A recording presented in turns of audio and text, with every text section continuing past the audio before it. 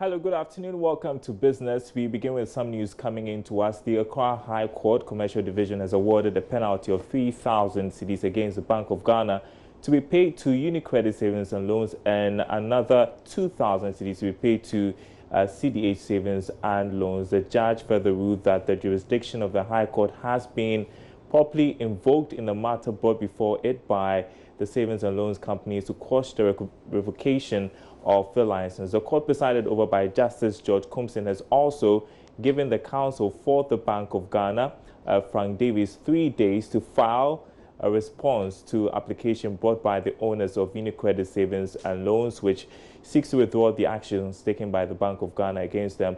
Attempts by the lawyer for the Bank of Ghana to seek a waiver of course, since the matter is in the national interest, was not granted. The court has adjourned the case to October 17. We'll bring you more on that subsequently.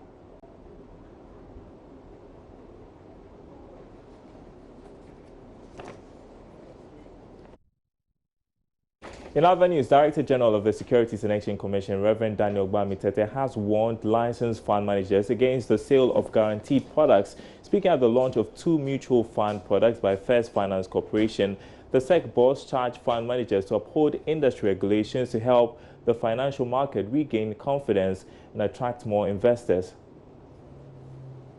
Managers have been urged by the Securities and Exchange Commission to collaborate and share information with regulators to facilitate confidence in the financial markets.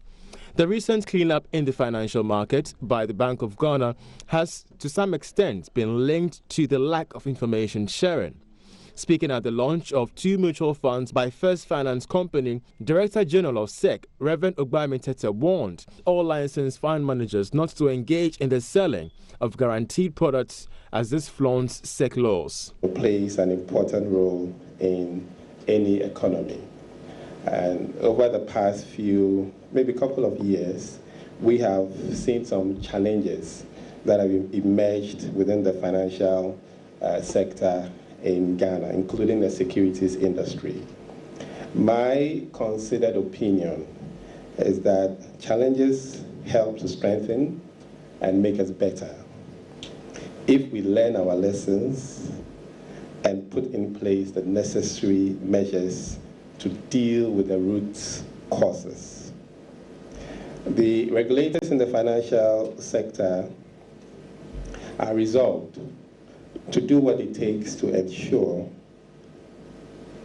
stronger financial intermediation.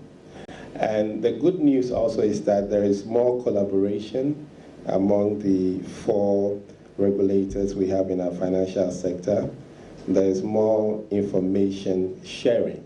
And so we believe that we'll take care of any potential for regulatory arbitrage and for us to have a strong, vibrant financial sector. There is the need also, ladies and gentlemen, for us to collaborate to shore up investor confidence within the securities industry. And in this, I believe that all stakeholders must act in concert to deliver a vibrant and resilient financial sector that provides the much needed short-term and long-term capital to move the wheels of economic growth. Meanwhile, MD of First Finance Company, Gloria Akoto, lamented the decline in investment on the financial markets. She is confident that balanced mutual funds like the Elite and Financial Independence Mutual Funds will go a long way to ensure wealth creation and financial inclusion in the long term.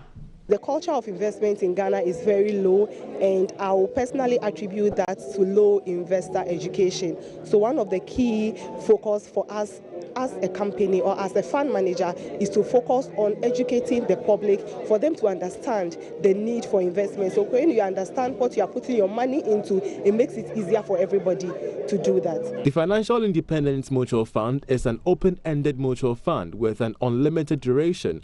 It is a fixed income instrument with the aim of preserving and controlling capital of investors, while the Elite Mutual Fund PLC is an open-ended balanced fund that invests in both capital market securities. It seeks to provide investors with growth to meet medium to long-term investment objectives while ensuring liquidity.